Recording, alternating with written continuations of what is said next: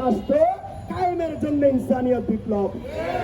বন্ধুরা আমার, আজকের এই প্রতিবাদ সমাবেশে আমরা আবারও বলছি যে জামাতের আমির কর্তৃক যে 16 শহর জামিয়া মাদ্রাসা মাইজবান্ডার দরবার আমির বান্ডার দরবারে অস্ত্র আছে বলে যে মিথ্যাচার করেছে সেটা ক্ষমা চাইতে হবে এবং সেটা বলতে হবে যে এটা মিথ্যা কথা। এটা আমি বানিয়ে বলেছি। এমনকি প্রশাসনের জন্য লজ্জার বিষয় যে ওখানেই হলের মধ্যে প্রশাসন যায় নাই, তিনি বলতেছেন প্রশাসন নাকি হলে গেছে। তাহলে এটা প্রশাসন নিয়ে মিথ্যাচার। তাই আমরা বলবো এই ধরনের মিথ্যাচার করে মানুষের কণ্ঠরুদ্ধ করার কোন সুযোগ, জোর জুলুম করে কখনো ক্ষমতায় টিকে থাকা যায় না।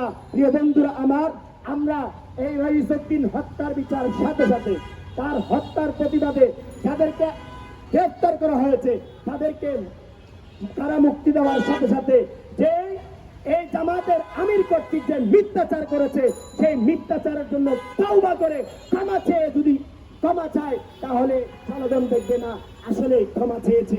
কিন্তু যদি চাওয়া না হয় এই মিথ্যাচারের প্রতিবাদ জনগণকে নিয়ে আমরা করব। প্রিয় উপস্থিতি, আমরা বারবার বলি যে যতদিন পর্যন্ত দেশ থেকে ধর্মের নামে অধর্ম উগ্রবাদ যাবে না, জঙ্গিবাদ যাবে না, জাতীয়তাবাদী অপশক্তি যাবে না, ততদিন দেশের মধ্যে শান্তি প্রতিষ্ঠা হবে না। দেশে যদি শান্তি প্রতিষ্ঠা করতে চান একমাত্র মানবতার রাজনীতি লাগবে, সকল মানুষের প্রতিনিধিত্বশীল রাজনীতি লাগবে। এটাই ইসলামের রাজনীতি, এটাই সব ধর্মের রাজনীতি, এটাই সব মানুষের রাজনীতি।